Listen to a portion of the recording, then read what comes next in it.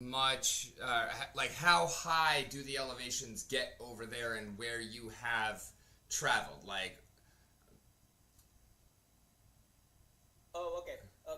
So in Pakistan, K2 mountain range is the second highest mountain difficult one to climb, right? Like, it's actually more difficult than Everest. I do know a Correct. little bit about mountain climbing and whatnot, and I'm familiar with that.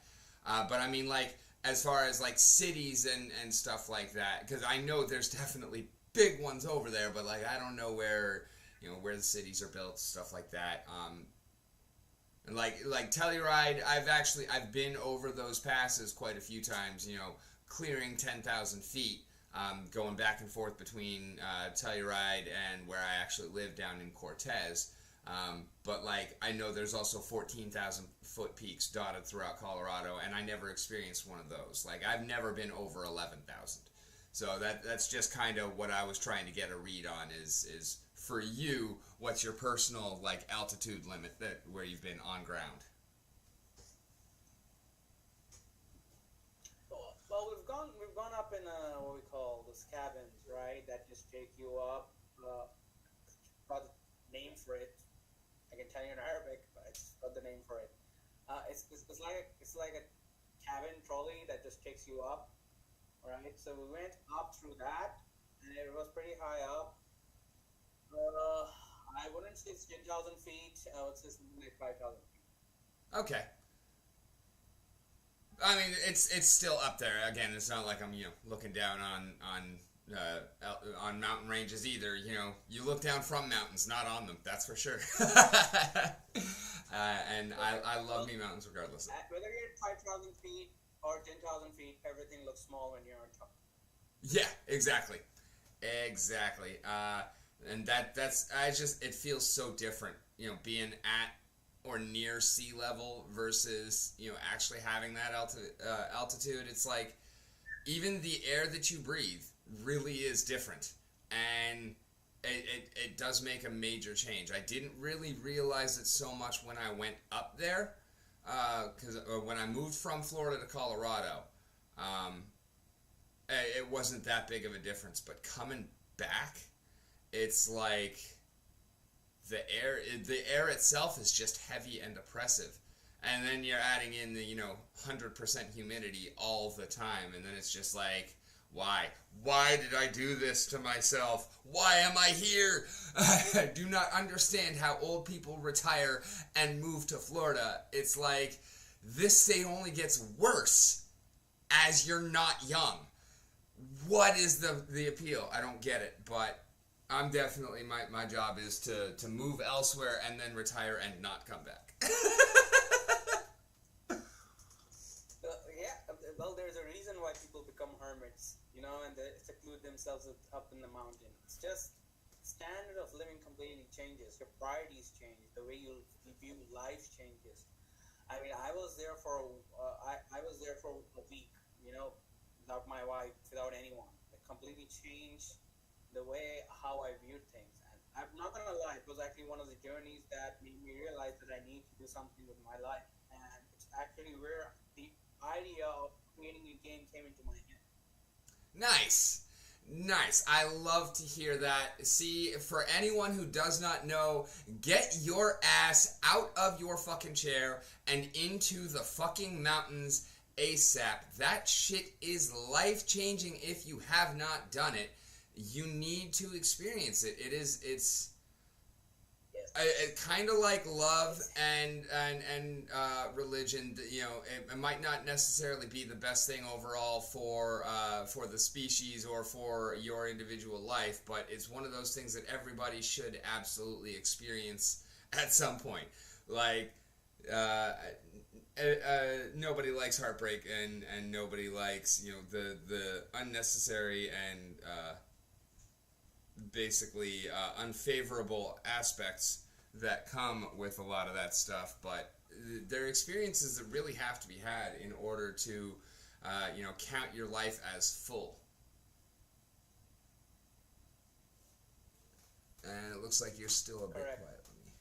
It's extremely therapeutic, and I basically want to emphasize the fact everyone's life is tough in one way or the other, right? when you are in this jungle of, you're working for someone and you are employed, and it comes with its own stress, and then you have kids and family that comes with its own stress. But when you're in the mountains, none of that matters. It's very therapeutic. You're able to easily separate what is important to you. Yeah. Right. It's not, sometimes it's not all about, I have to keep working 9 to 5 or 8 to 3 or 8 to 4 forever. Right. And I'm coming in from the corporate side, because working from a project management role. Right. And that's why it's sometimes journeys like these that make you realize what your priorities are. You and these and honestly, the best questions to ask when you're there is, what am I doing in 5 years? What am I doing in 10 years? What am I doing in 20 years? What are my kids doing in 5 years? What are my kids doing in 10 years? What are my kids doing in 15 years? Right? My kid in 15 years, what are they gonna face? Right? What are they gonna be up to? There's so many questions you can ask, right? And it's and when I say the word therapeutic, it's more important. Like, if you're dealing with some kind of trauma, that is the best place, to unwind. Yeah, definitely. Definitely. Well, you can go to a psychiatrist, but that's gonna cost you. And yeah, I mean, professional help is definitely a great thing. And if it's something that you're having troubles with, it's definitely something that would help you, regardless of where you are. And would never tell anybody not to seek out that help, even if it's not a therapist, just someone that you can talk to in confidentiality, just to listen. Being able to speak and get shit off your chest and talk through your ideas and your problems is a magnificent aid in terms of being able to clarify your visions and see where you're going. So yeah, definitely, if that's the kind of situation that you're in, then that's the way to go about it. But if you are doing it in the mountains does make it a little bit more effective, Like, therapy I never really saw, not even the benefit of, like, I always understood it, but I never really saw the benefits of therapy until I did some when I was up in the mountains, and it just because of the mindset change that came with being there, I think things were a lot more effective. And so I think there's throughout our lives, there are times where we run into the things that we need, only we might not recognize it. Go ahead. So what happens is, when you're in corporate, you often are put into very high-strung, pressure situations, because you're dealing with millions and millions and millions of dollars, right? And that kind of stuff adds up, because you have to make difficult decisions, and you have to be very cold. That means you are cutting off people's livelihoods, right? If the time cost cutting comes, and it's sudden, and you can't feel bad about it, and you have to be very cold, calculating like a robot. So that stuff adds up, and therapy. I did try therapy. It was company mandated therapy, and it basically, it was because it was company mandated. It had a very different direction of trying not to feel bad about what's happening. But that wasn't the solution for me. It's only when I went up high in the mountains, I realized that I'm in the wrong. I'm in the wrong effing field, right? I need to get out of here, because I can keep doing. I mean, I was very good at what I did, right? I was very good at being cold, but uh, that's it never felt right here. you can't associate with people, be friendly with them, right? And then on the next day, just say, you know what? Sorry, there's budget cuts. You're out. Yeah, And that's it's horrible. yeah, it's a switch that sometimes you gotta flip, but it never makes you feel good to do it. And if it does, then that's absolutely the sign that you're in the wrong business and need to get the fuck out of there. Because when you're happy about destroying someone's livelihood, that means that the system has taken you over, and it's definitely time for a change. But no, I'm really glad to hear that that's the side of things that kind of made that not work for you.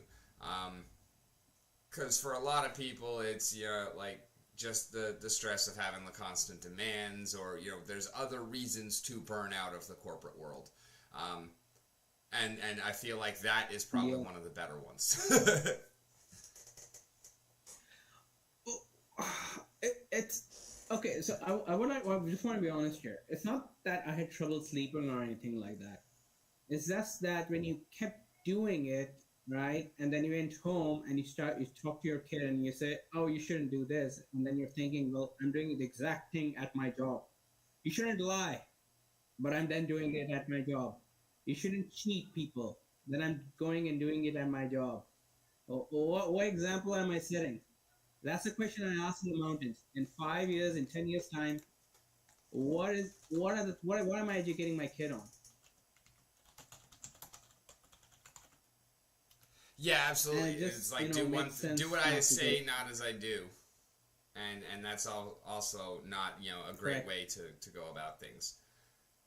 So when you decided to leave that corporate world and go about building your own game, is this like end of last year? Because I know you put together Astral Revelations in a maybe not a record time, but certainly a very short amount of time to have a workable, functional, beautiful, fun product.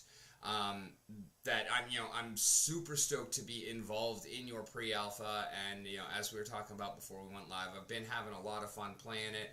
You did a great job of putting it together to where it's still challenging enough, and yet engaging enough that, like, I even though I haven't done it yet, I still want to keep going. And I still keep playing a little bit here and there. I'm working on spreadsheets for it. I don't know if you've ever been in any of my regular live streams or been in my channel. I'm a little bit known as a guy who likes some spreadsheets, and I kind of have some fun with them. And this letters quest that you got us on has definitely got my brain looking like it's in a torture device. You could say I'm racking it or something like that. I don't know. But have you, like, literally, did this kind of epiphany on the mountaintop happen at the end of last year? It happened in September September. So, like, literally, that was the first 2018. inkling of I'm getting out of this job and creating a game. So, as of like September 1st, Astral Revelations wasn't even an idea. No, it wasn't. It wasn't Oh an my idea. god, bro. And as soon as I came back, I gave in my notice. And everyone, including my family, my mother, my father, my brothers, asked me, "Are you crazy? What are you?" Right? Just imagine someone going in from a high-paying job to saying, "I'm gonna make a game." Well, yeah, but at that time I didn't have all the people, so it's actually less time than that. No, I mean, you went from that I point, remember from the my point dad. of putting in my 2 week notice, and my family thinks I'm crazy. Half a year later, you are in pre-alpha. You have a game. It is not, full widely released yet, and I'm sure that you still have a mountain of bugs to work through and so many other things that you want to add.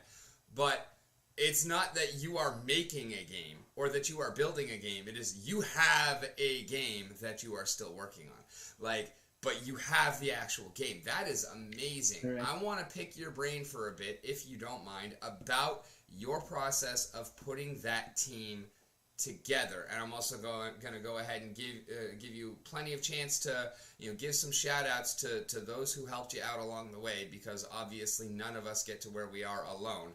But yeah, this is your time to go ahead. Tell me about how Astral Revelations came to be, how you ended up working with Nguyen. He is in our chat as well, hyping you up. Nguyen, of course, a great musician, and the reason that I found out about the game, because as soon as I might have been the first person. As soon as you gave him permission to talk about the game, he came in my live stream and was like, hey, by the way, go check this out because I am involved in this project and I think you are going to like it. And so I went and I read the white paper live on my stream and I was like, oh God, this sounds fucking incredible. Oh, okay. Shout outs. There are 3 people I really want to bring my attention to. The first would be Entrepreneurs, Newman, and JPEX. These 3 people have basically gotten together, right? And they are the ones who had a buy-in on the idea. Because here's the thing: when you start talking to people about bringing them on board, the first question that they ask is, "Oh, how much? Yep. How much are they? Nobody works for free."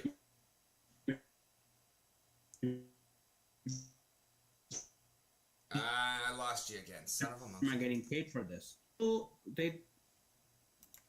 nobody works for free, and having and talking to these gentlemen and having them to buy into the idea was a really well, it wasn't hard for me because I used to do it in my corporate job, but having these people come on with the passionate, that same like I had, right? It was astounding to me. I think I asked Newman X amount of tracks, and he was so passionate about it. He smashed it all by the end of November. Same for the art, and same for the game design.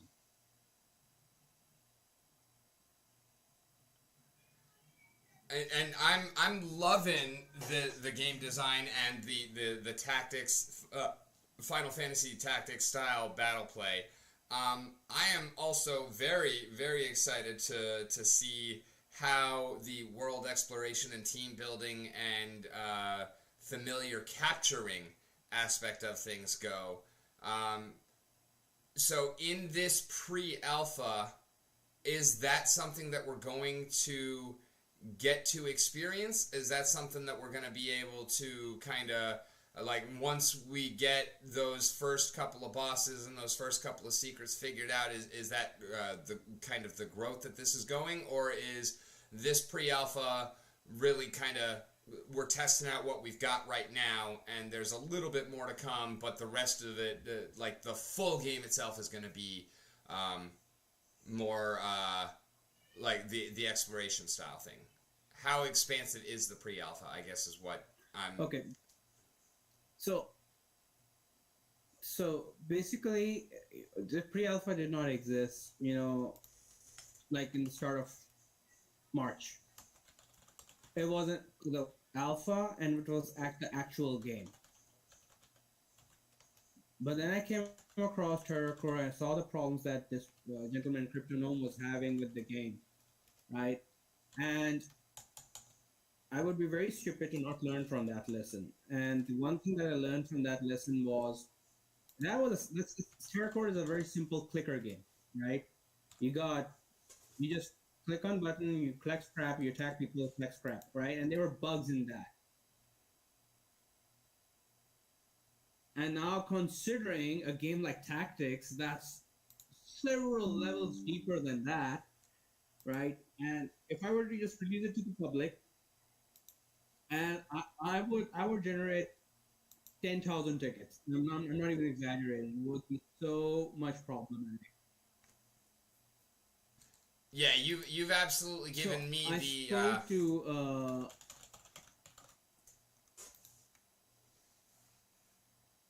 so basically, I spoke to someone from Vivaldi Entertainment. They're basically the parent company of Blizzard. And what this gentleman advised me was, since you are releasing a game, right?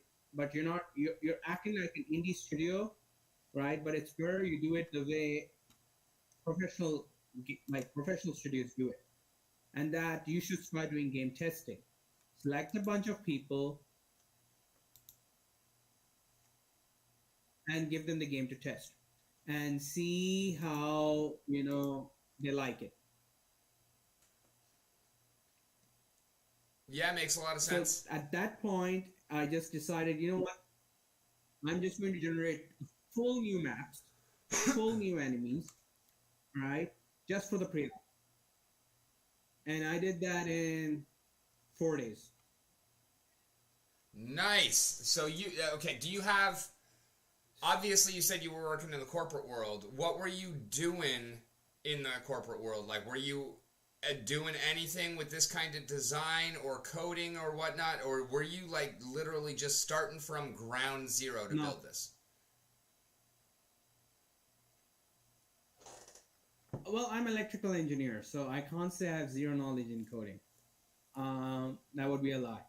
But in corporate world, I was a project manager, and that meant overseeing everyone. Which is also very transferable to what you're So doing as the creator. that made me, yes. What it taught me was how to read documentation, right? So coding is all about, if anyone wants to get into coding, right, and you have no idea where to start. That's me. What you need to learn, right, is how to Google. That's literally your best thing. You need to learn how to Google. And the second thing that you need to learn is how to read documentation.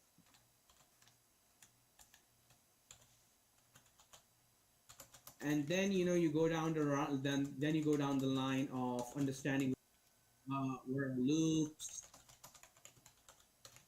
or how basically what a function. And these are the basics, right? So once you're done with these three basics, where you talk about your variables, understanding variables and their types, understanding loops, understanding functions, you then move on to the engine. Because here's the thing, these three things are known by almost every web developer that exists. But again, they can't make a game. Here's why they can't make a game. Because it doesn't matter if you know these things. You need to know how the engine moves. Okay. And what engine Because did the you use to Unity build? is a giant piece of software. Unity. We use Unity. You're on Unity, okay. That's one of the big questions I'm getting about mine is do we... So... Go ahead. No, go ahead. Go ask your question. One of the big questions that I'm getting a lot of is, what engine are we going to be building on? And I've kind of just punted that one down the road. Like, I'll tell you when we get a lead dev, because I know that there are pros and cons to, all of the different options that are available. I know that there are more than just the Unity and Unreal, but I know that those are the two most popular. And now that I do have a lead dev, he is very much an Unreal guy, so that'll be it. But it's like, I'm not making that decision for my developer. I want whoever I have on the team to be comfortable using their tools, so I will let them use whatever they're comfortable with.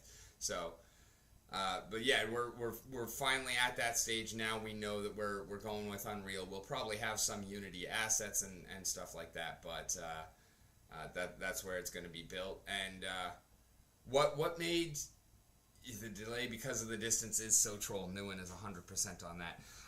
So what made you decide on Unity over Unreal or other engines? What made you decide on Hive over Wax or other blockchains, or not being blockchain related at all? I'm very intrigued as to a lot of the choices that you had to make along the way and why you went with the ones, or the decisions that you made. Okay, so the first thing I'm going to talk about is why I've selected Unity over Unreal Engine or Phaser's JS or Godot, right? So Unity uses something called C#, right? C# is an advanced language. It allows you to basically cut your code by, I would say, 70%, right? Now, Unreal Engine is coding in C++, right? And that just adds, that gives you more flexibility to what you want to do, right? But it also adds to your time of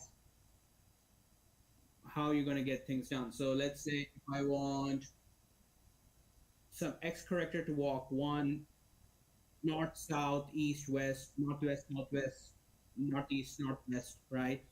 In Unity, that's like 5 lines of code. That's it. But in Unreal Engine, it's not 5 lines of code. It's more than that. Oh, okay. So it basically it makes your code smaller, which makes your program smaller, which also makes it easier to run, I'm guessing? Well, that's not the exact. That's not the right way. It's basically you using a more advanced language, right? Where it has already scripted library that is available, and then you have C++, which is more flexible, much more flexible, right? So now what happens is when you're programming in Unity, I already know that Unity itself has their libraries there, and I just need to import them, call them, right? And I just need to write it and connect it to an object, a game object. Okay. I have to do the same thing in Unreal Engine, but again, it depends on the libraries you're facing. Whereas in Unity, you already have an animator, so you don't have any problem much with the directions. In Unreal Engine, it works slightly different. You can it's slightly longer, but again, it's not something a major difference. And if someone is, let's say, is going to program an inventory, or is going to program a battle system or a multiplayer, things like that, in Unity, it's easier to program as opposed to doing it in Unreal Engine. Okay. And so did you make that decision, or did you get Intrepidus first and then he made that decision? Well, no. He has nothing to do with this. That's my decisions only. Okay. Well, I was just like kind of wondering, how that would kind of came about, and obviously, as the electrical engineering, you had that much better understanding of where you were going to go with it and whatnot. So I wasn't sure if that kind of came about through a thought process similar to mine. While I was asking, so. All right, step back. Before you got a degree in electrical engineering, before that, when did you really first get into coding? Or is that something that kind of came along with the electrical engineering, and it was something else that drew you to that? When I was in 7th grade, I wanted to make a game. That's when I started hitting the books. Okay. Yeah, I also, pretty young, my dad got me into coding a little bit, but it never really took hold. And so, I have dabbled with a few different languages, and I've set up a few, very simple programs and things. I took a little bit of programming in high school and everything like that, but Really, the most kind of complex thing I ever did was back in the days of MySpace. My site was pimping as hell, boy. What? But then Facebook took over the world, and you can't customize that shit anymore. And so I had no reason to code anymore because like I wasn't making anything big, and I no longer had the ability to customize anything small. So. As with any other language, as soon as you stop using it, you stop remembering it. So I would basically consider myself starting from scratch as someone who has never coded before. I still have, a decent grasp of the mindset of how to talk to a computer in the way that the computer will understand. But as far as, knowing the actual syntactical complexities and the commands themselves, I would be definitely starting from scratch. No, that's fine. Here's the truth, right? Every year you have the new libraries coming in and the old libraries getting deprecated. Let me give you an example. DeFi Dojo. This is this is from HIVE engine. They've given a go to defidojo.dev and it's open source. Okay. Right, and you can look at the software and everything, and you can duplicate that. Right, so Woo is basically Woo Marketplace is basically an offshoot of DeFi Dojo. Right, now here's the thing. DeFi Dojo used something called Spiritsurge. Back in the day. This is 2018, right? Fast forward 2022, Fiber.js is deprecated, no longer supported. You can't use it anymore. Oof. Gotta love that dead internet. The things in the things in the coding world is changing so fast on a yearly basis. If you are even behind by 5 years, right, you either have to work with your old tools, or you have to learn. You have to completely adapt over and over and over again. Like, let me give you an example. I have a couple of friends who are in game development. And they are actually using the Unity 2017 version. Oh, wow.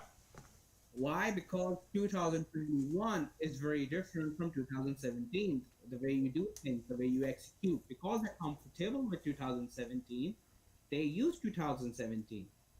So it is all about comfort. It's basically about your own mindset.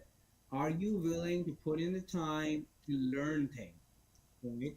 If you are, you're in a good. If you have already made the resolve that no matter what, I'm gonna follow through this with coffee or without coffee, and you are resolute in your heart that you can do this, right?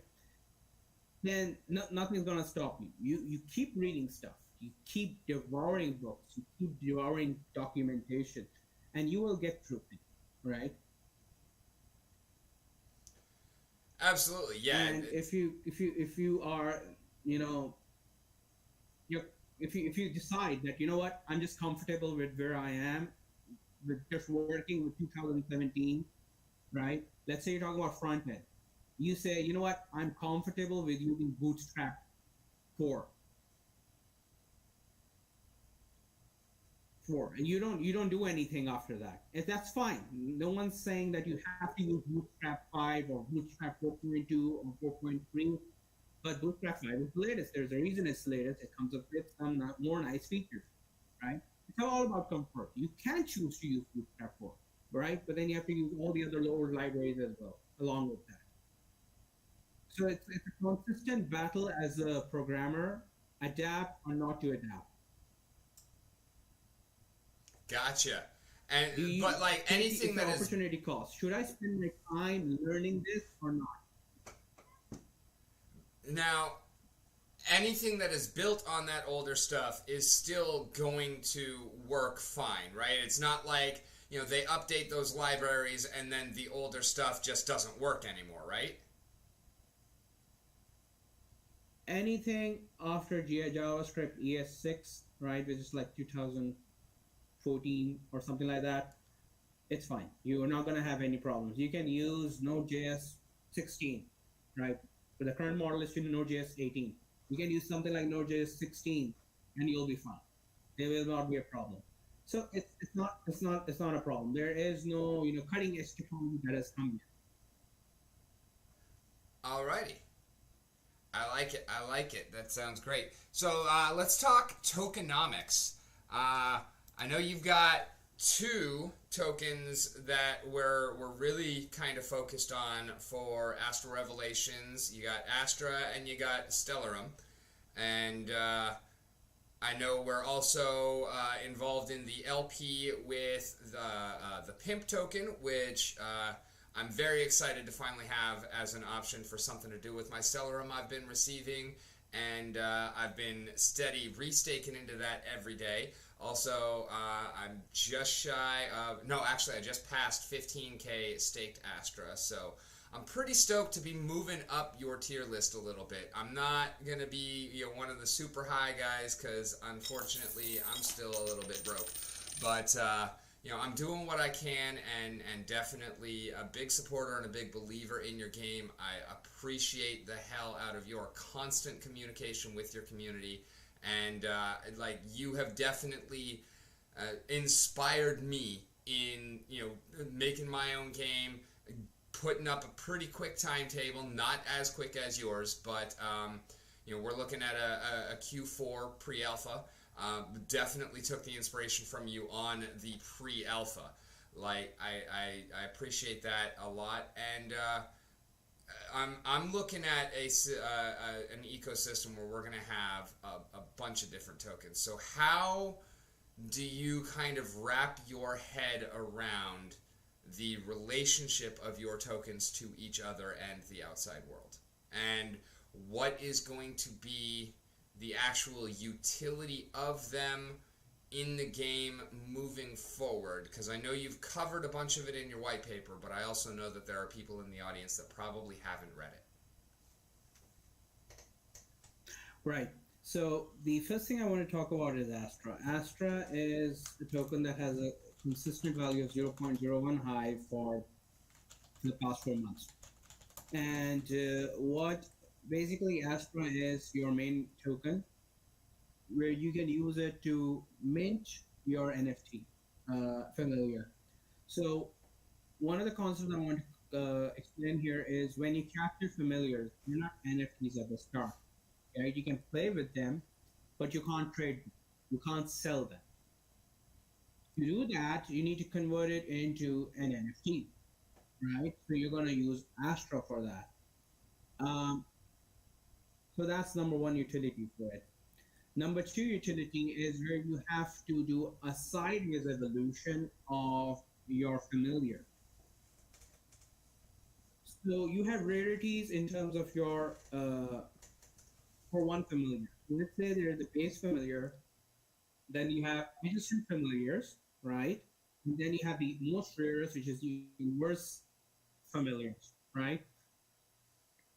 So the basic concept is the inverse familiars are the most strongest, more powerful than the base familiars or the adjacent familiars.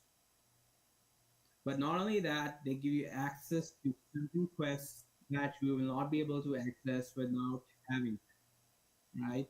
Oh, so, okay, that's spicy. I don't remember that being part of the white paper. That's alpha, guys. That's brand new that's info. Alpha. And the way I have basically, so one of the things, the way I've been experimenting is with communication with the NPCs is to basically make it a prelude. So as you're talking to people, you start understanding that one person is favoring something over the other, or is giving attention to something over the other, right? So that basically is going to be the familiar. So let's say you have the fire goblin, which is the inverse of the base earth goblin. The base goblin, and you realize that, okay, that gives you the access to a certain quest that was not accessible before, right? And In certain cases, it might open completely new realms, right? I really, really want to highlight the collect them all thing that people have ignored for so long. I'm gonna get them all. That's Pokemon, yes. Yep. But there was no reason why you had to go in and collect all of them unless you wanted to complete your Pokédex. Yeah, I was never huge into But Pokemon, let's but say I if you love the collector had a mindset. reason to become familiar,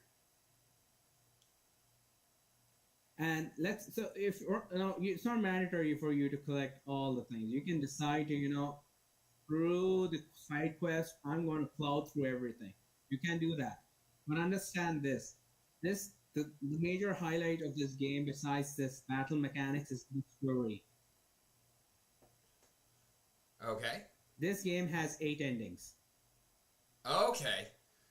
Well, also, actually, I think And that is not only is that alpha because you just told us that there are 8 endings. That's alpha because you just told us that there is an end.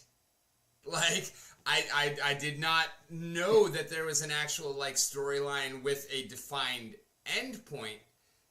So, is that going to be a new game plus style scenario? Like, what do you mean when you say endings? What does that conjure to you? Okay, so this is basically a story game, right? The same way you played those old RPGs in the 90s. The same way you played Chrono Trigger, where you went through a story, right? This isn't a mobile game where you do one thing 10,000 times with more people or more XP and like get a different result. No, this is an interactive story experience. We have voice actors on board. We have currently 7 voice actors, right? Extremely talented, and we have some amazing content coming up in terms of showing you the highlight of uh, how well they have done. So there's a lot going on behind the scenes that none of the people are aware of, and the reason for that is things have to be perfect before I'm ready to show them to everyone. And we have because we have voice actors, we have characters. The NPCs in this game, even in the pre-alpha, as you have seen, have correct. They're not mindless or blind characters with limited personalities. They literally have something they represent and they want to talk about, and they want to bring to someone's notice. And what's going to happen is you're going to have NPCs who are going to ask you to make decisions. Those decisions influence where you're going to go. They influence what kind of story arc you're going to face, and they influence how basically you're going to maneuver through this heavy game filled with politics and filled with a race that wants to make everyone extinct. Okay, so we are fighting against the annihilation of the species, the world. Like somebody wants Correct. to kill the planet. That's a pretty solid motivator to get off your ass and act. Yeah. One of the things I want to bring to the notice of this, the theme for this game is sacrifice.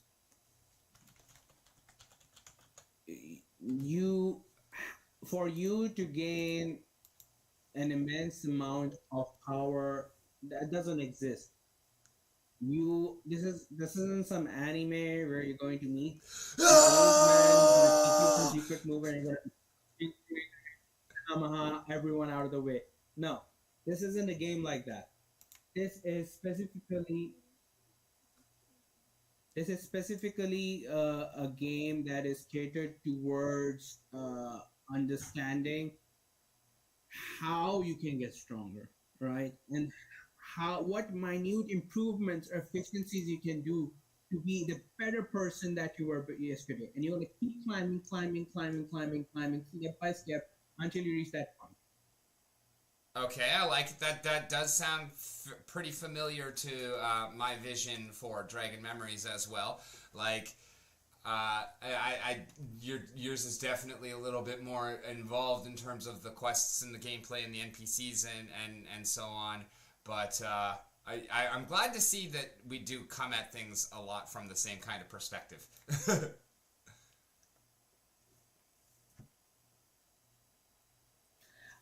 The another thing that I would want to talk about here in terms of the story is there is no plot armor. You can literally kill your character and end the game there. Okay, so like if you're and how would that look? Like if your character dies and then what you have to start from scratch and like what happened? How does your character actually die? I'm very intrigued here. Tell me more. Yep, you have to start from scratch. You killed your own character by making stupid ass decisions. And so, like, what would happen to your NFTs that you own then? And did I completely lose you again? No, I see you here.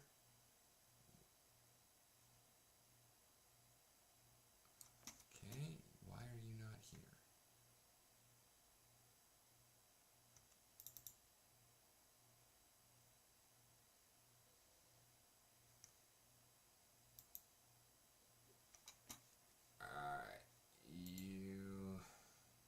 I don't have any sound from you, and I also seem to have lost your video on the actual stream, although I do see you in the browser, so I'm not sure why. The heck is going on here?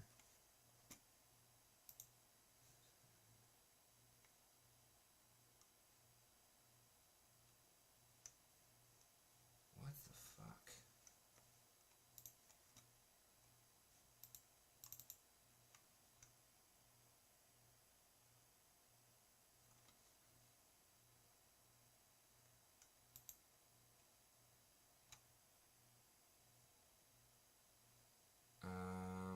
What the hell is going on here? Additional controls.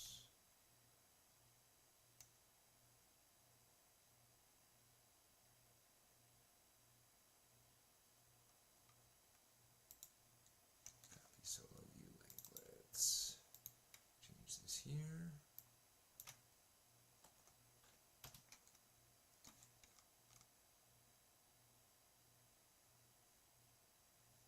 Okay, and I seem to have lost you on the call. No bueno.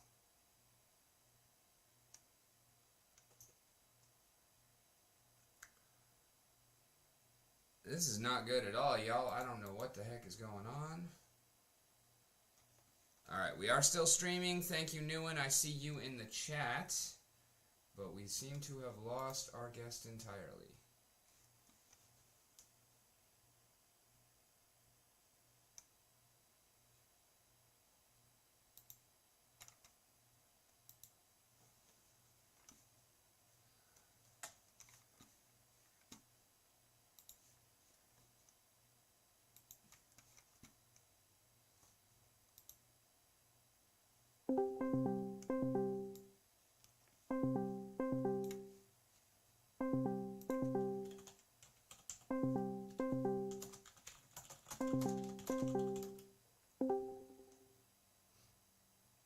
Alrighty, can you hear me now?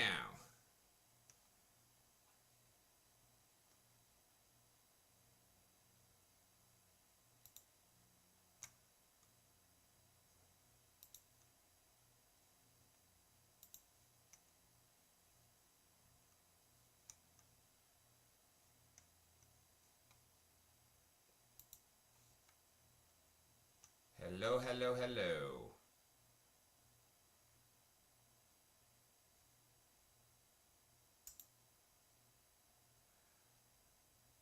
What's good, Lucido Burrito? We are just dealing with some technical difficulties. We will have Spiritsurge back momentarily.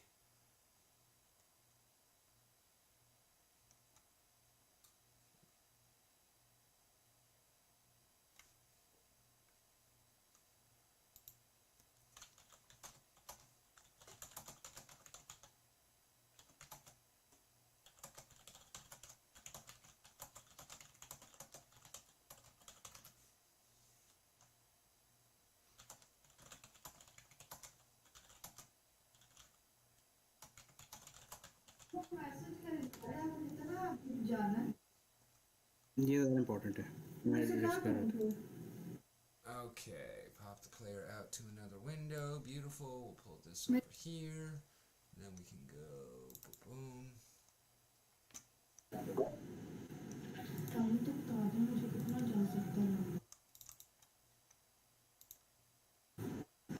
Hello?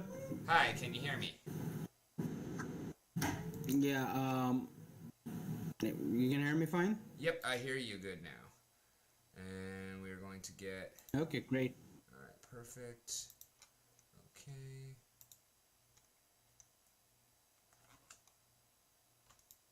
I think this is actually a much clearer picture than we had through the VDO, so maybe I'm just gonna do this instead moving forward. Discord seems so much easier than using the other guys sometimes. Alright, there we go. We are back, and thank you all in the audience for your patience. Much appreciated. Alright, now I can set this over here.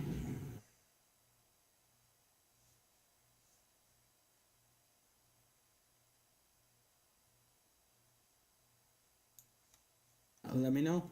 Yeah, you're good. You can talk to the audience currently, and I am... Right. So just you asked a question: what happens when your character dies? How back it resets? So there are going to be specific saves, scheduled saves in certain key arcs of the story. That if you, for instance, do go down to the path of damnation, right, where you just let everyone die, and then you lose a battle and you die, then you have the option to either restart the game or you go back to that arc. It's up to you.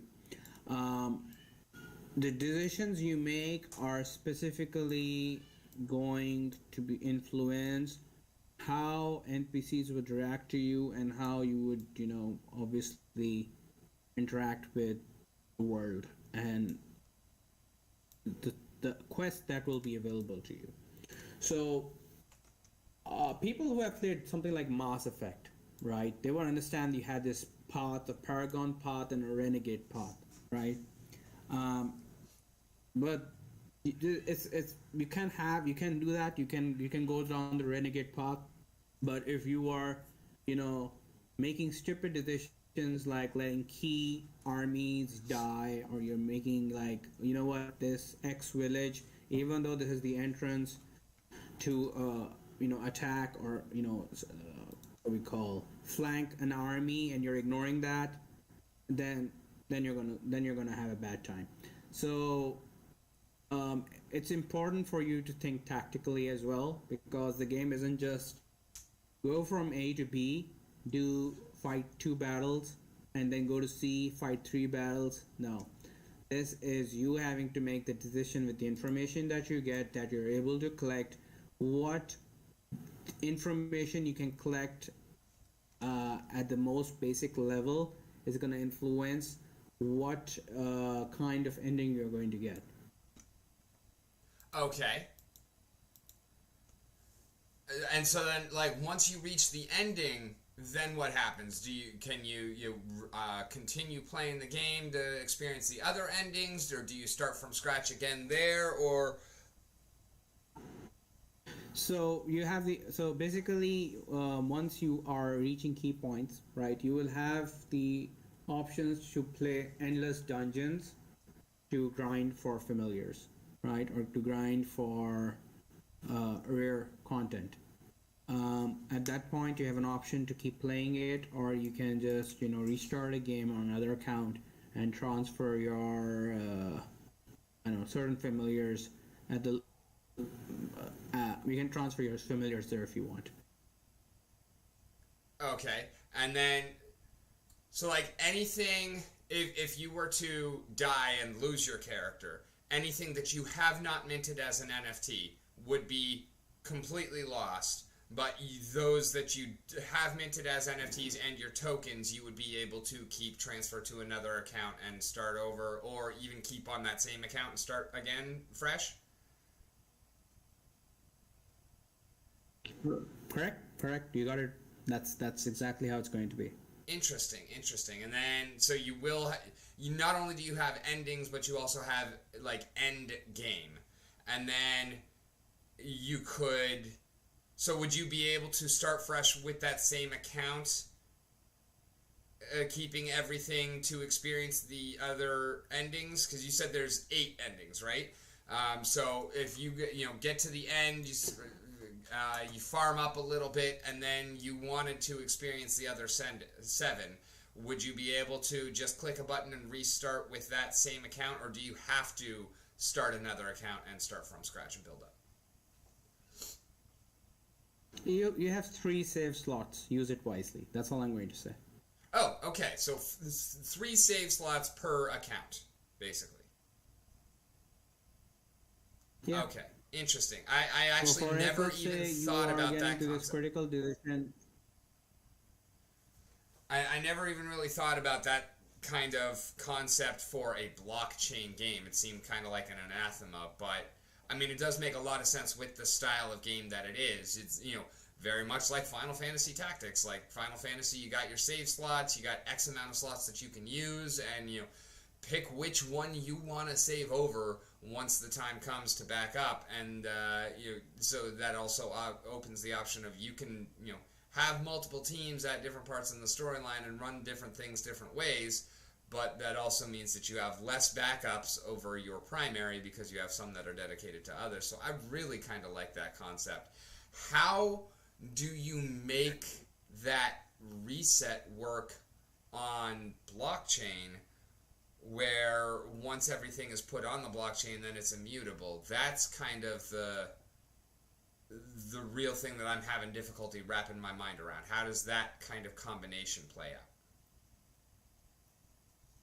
Well, just consider what is the information that's going in the blockchain, how it's going in there, right? This is, you're not attaching a spreadsheet to the blockchain or anything ridiculous like that. It's a custom JSON. This custom JSON will say, oh, this person has completed X quest, or this person has completed X arc or X chapter, right? And then what happens is, if you decide to play another save game on the same account, it's the same thing. The custom JSON will have, okay, this person is finishing chapter 1 or chapter 2, right?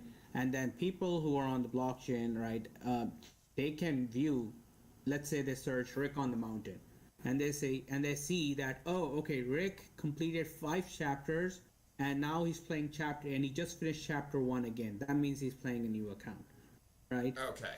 That means he's playing on a new save slot. That's literally it. That is literally what the blockchain is going to be. What happens is, this information is not useful right now to someone, right? He says, oh, he's playing chapter 1. That's not important to me. But when multiplayer gets in the way, right, and then we're going to have multiplayer, that's when things get dicey, okay? So that one guy will say, oh, this guy's a veteran. He just, finished 5 chapters, right? And he's playing chapter 1 again. And now he's in this arena. This guy is more experienced than me, and he most likely has inverse familiars in that particular, time frame, right? Or in that particular level. So this is the guy I need to watch out for. So that's the same way how tournaments will work. You see, you always need a gauge of how you can verify if this person is experienced or not, right? Okay. Splinterlands has something where you can view battles, right? This guy's done 20,000 battles, right? But that's not maybe the guy hasn't even done 2 battles. It's just all bots, you don't know. But in here, the measure will be how far you've progressed into the story. Because the more you progress into the story, the more harder battles there are, the more tactically advanced or more strategically advanced you are. Okay.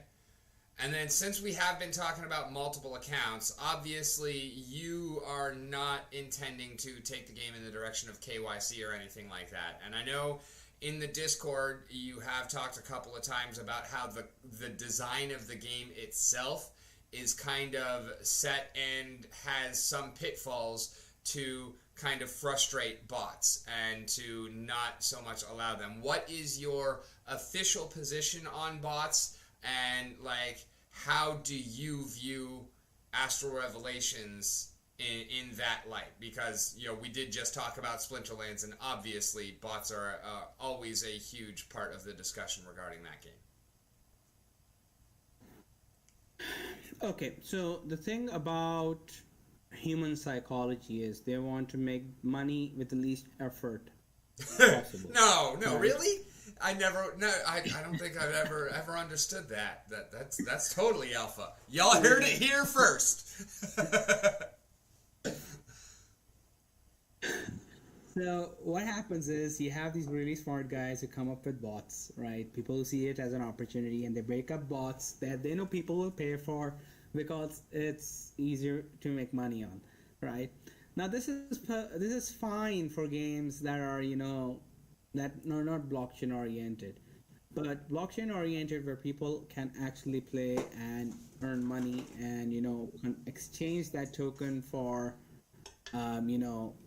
well, a real money, that then it becomes different because you are leveraging an effort of a program over your own skill or own effort, right? I have nothing against that, right? I don't have anything against that, but the problem is it affects the economy. Yeah. Because when you have too many of these bots, right, that's when shit goes down the hole. Because I may have said, you know what, one X guy can play for 8 hours a day and he's gonna earn 200 Astra. And then a bot comes in, he's playing for 24 hours and, oh god, I don't even know how out of control that's gonna get. And then one guy's gonna come with 50 accounts, with all 50 accounts is a bot, and they're gonna start farming. And it results in this abusive relationship of the token with the actual game, right? And that's something I want to minimize because, honestly speaking, a blockchain game's life is its token value. If that token dies, people don't play that game. Yeah, absolutely. That's why making a game on something like Unity and making it so advanced, like tactics style, because where you have consistent planning and decisions to take and the dynamic changes, it's hard to bot, very hard to bot. It's not impossible. It is. You can bot it, right? But only the super exceptionally talented can do that. And am I expecting bots in this game? I am. Am I expecting to be 10,000 bots? No. I would be very surprised if something like that happens, because of the way the game communicates with the browser, right? It's very hard to bot, and obviously because I'm also running Project Hybrid, I'm already finding a way where I can just make apps, actual apps, right, that connect directly with HIVE. That itself is a project of its own, right? And if I'm capable to do that, and I'm not saying use something like HIVE Auth, right, where you download one app and then you download another app and then you scan a QR. That's not user friendly. It works, it's not user friendly. What I'm coming up with something that allows you to sign up with your Google account, right, and then you're able to make an account on HIVE. I'm working on that. And what happens is, if you're able to make web apps, you can sign up through Google on your mobile app. Well, you're connected on HIVE. Well, now you're earning, and that is literally my end goal, right? At that point, bots don't exist. Bots are not even a thought because it's very difficult to make bots at that level. Okay, gotcha. And yeah, I mean, when you got that done, I'd definitely be interested in taking a look at that framework if it's something that you're interested to sell, because being able to sign up with Google sounds fantastic, because that, of course, is one of the problems that we're still facing in this particular niche of the gaming industry is, onboarding non-crypto natives.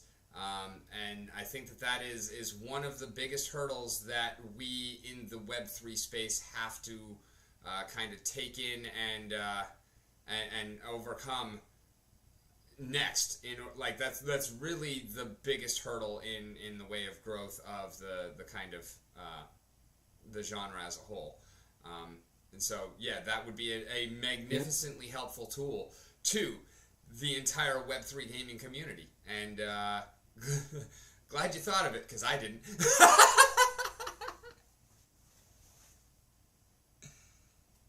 Yeah.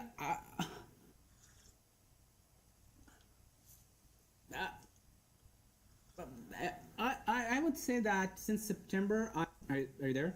Yes, I'm here. Yeah. So I would say that since September, things have changed a lot. And give me a moment, Rick. Apologies. All good.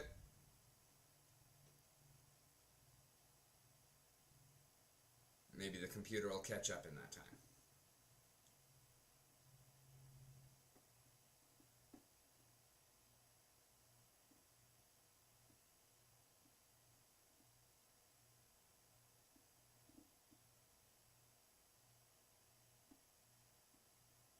Sorry about that. No worries. Yeah. So that's basically, you know, it.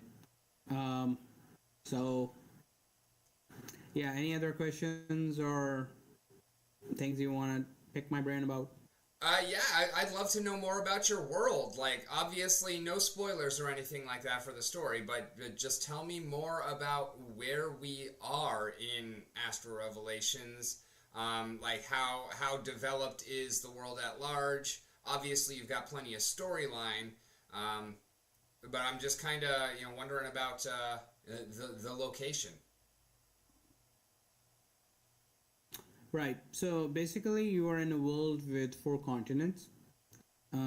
These continents each have a ruler, a set of rules, an organization, right? Government standards, all the works. Some are more technologically advanced than the others. Some are more culturally enriched. Some are more towards the commercial side. The protagonist world is something called Coliseum, right? And Coliseum is an advanced commercial world where all the world's basically most of the resources there are mined from that particular continent, and because it is most rich in resources, it's basically the America of the world, where that's where all the invasions start, because it's the most resource rich area. Makes sense. And we do have a question from Nguyen in the chat. What about the laptop? Hope it's not serious damage. I'm guessing that there is. This is a new laptop. You got a new the laptop? died. The hard disk got wiped. So I am with this new laptop. Alrighty. So what happened? What happened with the old one? I'm guessing that there's a story there.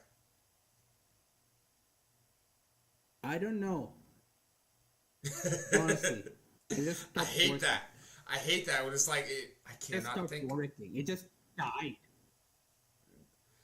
Computers are the worst. And no amount of effort I can do is making it switch on.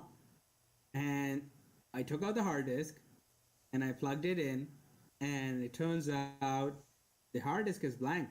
There's nothing on the hard disk.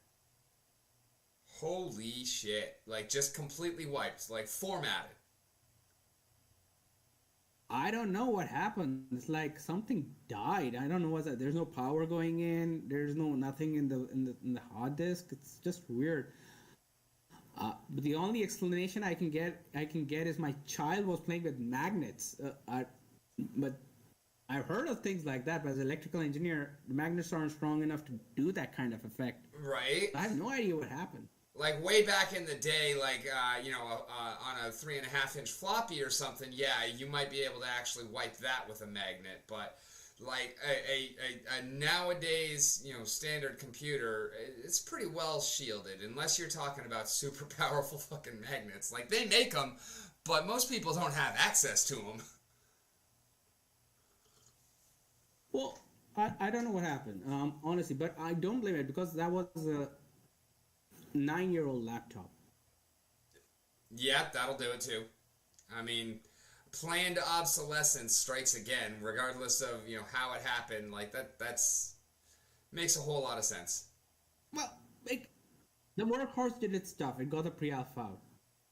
Yeah, It's fine.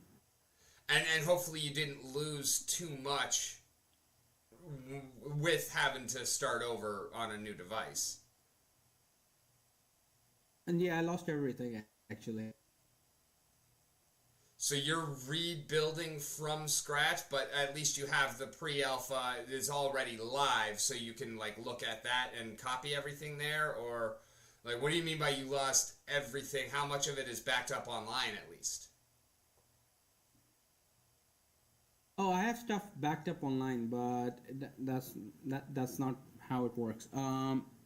You see, with Unity, you need to have the packages installed, right? So the packages itself, I did not make them. I have it on Unity itself. I can download those packages separately, right? And it's like, okay, it's like this. In Unity, you can cook a dish, right? And then you can package it, and you can put it in the fridge, right? You can get it out, and then you can plug it in. That's what it is. But in the raw form, it is basically like Unity is offering you carrots, celery, stuff like that. It's separate. So I have this. I have the carrots, celery, and things like that. The packages itself were 15 GB, right? So I could not back all of them up because there's no cloud drive or anything like that that can hold that. I had it in another hard disk, right? But then I have something on here and something on here, but this one uses a different version and that one uses a different version. So it's a bit of a mess. I need to plug it in and work it out. Okay, so you got a bunch of references, but you really have to like rebuild like all of your assets from the ground up and whatnot. That's insane. Yeah, unfortunately. And so I'm guessing that is probably pushing back the release of the closed alpha. No, it shouldn't really push it back. You have to understand something, Rick. For me to make a pre-alpha in 4 days, I created and wiped 5 versions. God damn, you're a fucking machine. Yes, I did not sleep for 36 hours. God damn, that's intense, and that's also why I did not put my timetable quite so short. We're looking at the Q4 pre-alpha, but holy shit, like that's a massive undertaking there, and I'm impressed by the wherewithal to get it done and get through. So you actually launched the pre-alpha on the old one or on the new one? No, old one. This laptop I got this morning. Oh, today. Okay. Well, awesome that you got your new laptop, and that's the one you're talking to me on is the new one? Yep. I feel honored to be one of the first official uses of your new gear. You're actually the first. I'm still setting it. I still haven't installed Unity on this, so yeah. Oh wow! You're actually talking to me before the game. That is crazy. And yeah, even new ones in the chat like Jesus. Hats off, man. That's an outstanding commitment and effort. And yeah, I second that notion. Absolutely. That is like I had no idea you were even having computer problems, but just that kind of turnaround and whatnot, and then not even delaying the release of the game. Or the next release of the game, I should say, is huge. So, thank you for your efforts and your commitment in that aspect. And, if anyone was kind of looking for a reason why you want to be involved in this game, like, check out the tenacity of the creator. Like, this is fucking awesome. And that even more than anything else really just points to the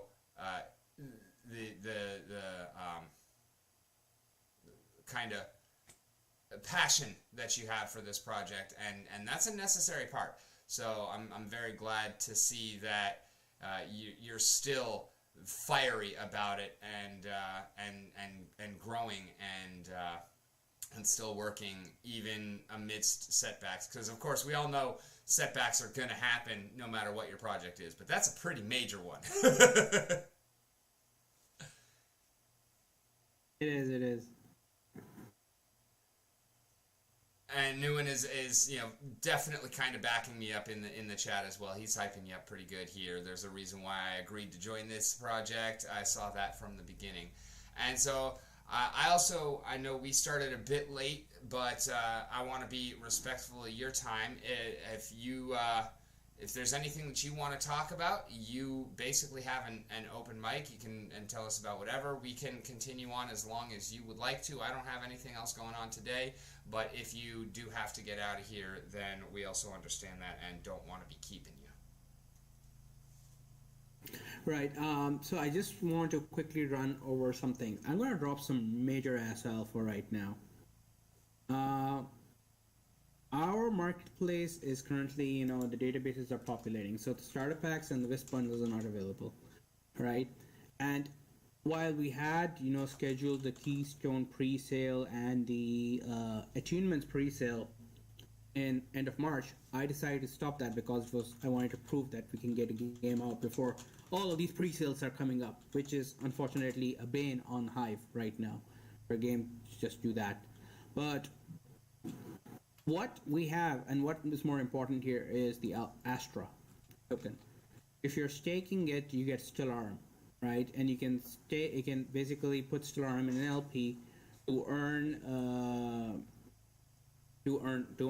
several tokens, right? Here's what's going to happen, and I'm dropping this alpha right now to whoever is lucky enough to be here. People who hold Astra, when the marketplace goes live, are going to earn HIVE dividends. Awesome.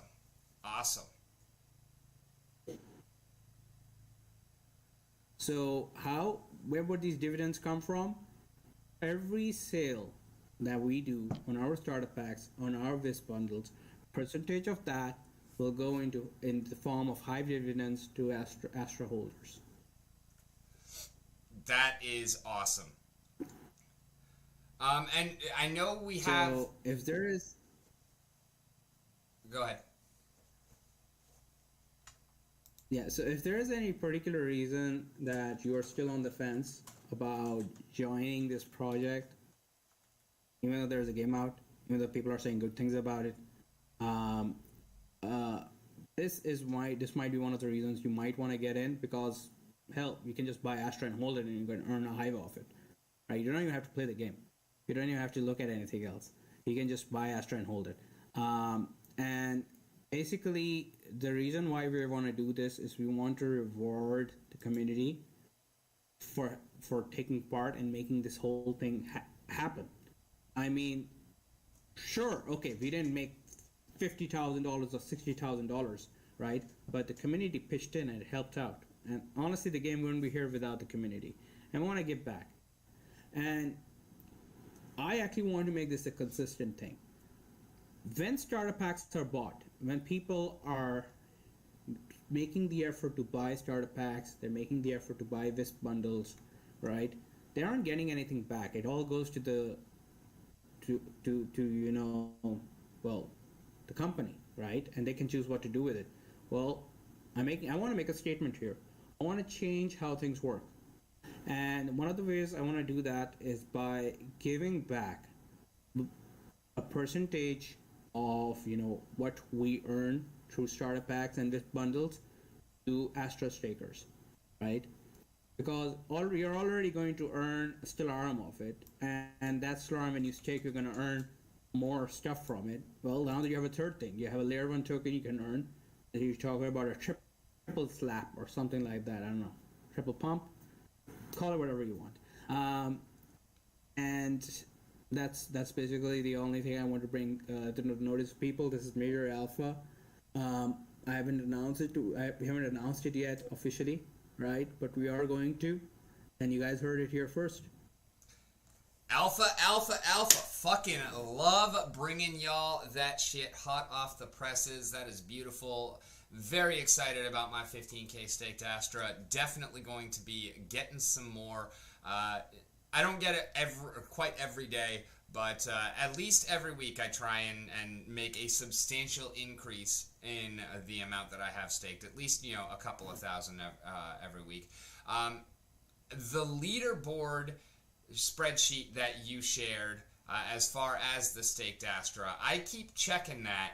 And I noticed that it hasn't been updated in a while, but I do see you dropping the the new tiers reached in the Discord and everything like that. So, should I just go ahead and delete the bookmark on that? Are you done with that list, or is it going to be updated anytime soon? Would you like someone to keep it updated? I would. I'd be more than happy, if you're looking for any other voice actors or anything like that. If you ever want to talk about world building and anything like that, I'm all in with your project. I'm a huge fan, and I would definitely love to help out however I can. If you ever need anything, and also as we move forward with Dragon Memories, you, especially as a successful game creator and a big part of the inspiration behind the way I'm doing a bunch of different things, you are more than welcome to join my stream anytime, or hop up in the Discord. Any ideas, any kind of inputs, anything you think I'm doing wrong or could do better. I would definitely love to have your input on pretty much anything, because I've already seen what you're doing and I know it's good shit. All right. So very quickly regarding this talking about the leaderboard sheet, I just want to bring to the notice. I can't update it every day, and it's becoming a bit of a problem for me because, let's say Sketchy Gamer guy, he is on one day 400k Astra, and on the next he's on 720k, and then on the next he's at 900k, right? And I am just lost that how people are buying Astra, and it's almost impossible for me to update it on an Excel sheet, right? What I intend to do is have everything updated on a site that is automatic. It's just taking information from HIVE engine and it's just updating the tokens the same way Leodex does, right? And that's my intention, but to do it manually on the sheet now at this point is impossible because too many people are buying it. Yeah. And I can't. I apologize for that. No, I get it. I was just wondering because I want to see what position I'm in.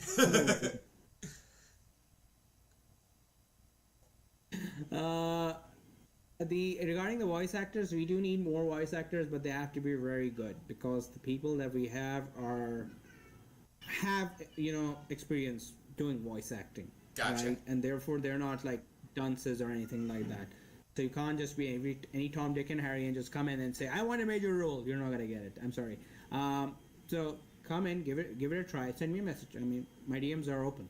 Send me a DM. Say I want to do a voice act. Fine, great. Show me what you got. I'll throw you some lines. You read it out. Let me know.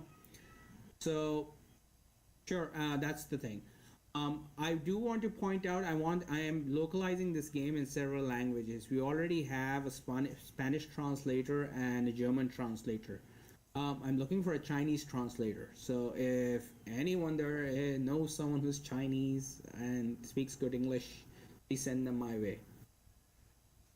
Yeah, I definitely have seen that on all of your posts because I have been keeping up with the blog as well. And unfortunately, no, that one's not me. I don't know Chinese at all. But I think it is awesome that you're translating it into multiple languages. That's a thing that you're already passionate about working on. And I mean, I had no idea that you already had German under lock as well. I kind of guessed Spanish, but that's just because of knowing some of your team. I don't know how I could have gotten that idea, but I think that's awesome that you're in pre-alpha and you're already working on your fourth language. That's huge. Like Magic the Gathering took 8 years to get into 4 languages, I think.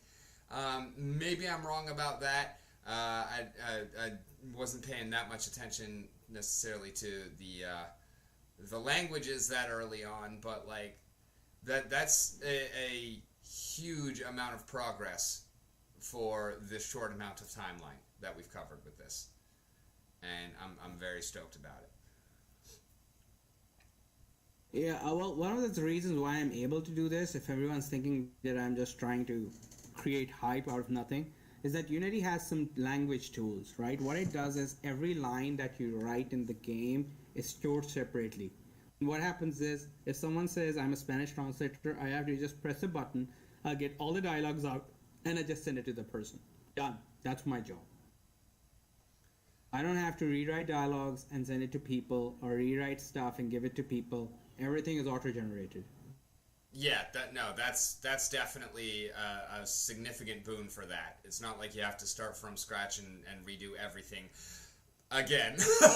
You just gotta swap out the lines. That's nice. It's fine. I've done it like 10 times now, so I'm used to it. As long as the concepts are clear here, everything is okay. Right, having that clear definitely makes a huge difference, and I feel like that's why I'm actually having a fairly easy time of going about putting together the mechanics for this game and whatnot, because I've been building this world behind me for over 20 years now, and so like it's a very well developed world. We got Nguyen in the chat saying that he's heading out because he's got Splinterlands TV coming up, and he wants to thank you for coming on and being amazing before he heads out. So thank you, Nguyen. Have a good one. Yep.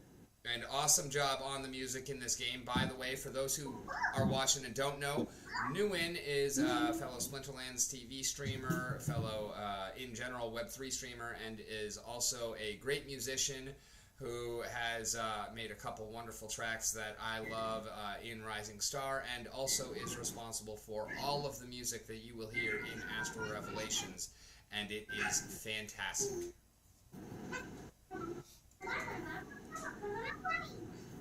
Yes, it is. So I would like to leave now. It's been wonderful being here. I would like to do it more. And thank you very much, Rick, for giving me the time of the day. I value that a lot. It's not every day, you get to speak to someone on the other side of the world. Exactly. So and I appreciate you being here as well. If you want to go ahead and let the crowd know where they can find you, of course, when I post this up to YouTube, I will put all of your links in there. So just in the Discord, send me whatever links you want for your Discord, Twitter. Well, I've already got Twitter and whatnot, but like we'll go ahead and get you out there, blow you up as much as possible, try and drive some viewership your way. I'll link your Hive blog. I'll link the game itself. Or, well, no, not the game itself yet, because that's not open. But do you have a site that is going to be holding the main game? Do you have an actual website for Astral Revelations? Do you have something for Sergeant Gaming that I don't actually know about? Because I don't have a proper homepage for you or anything. But we'll get all of that shared as well.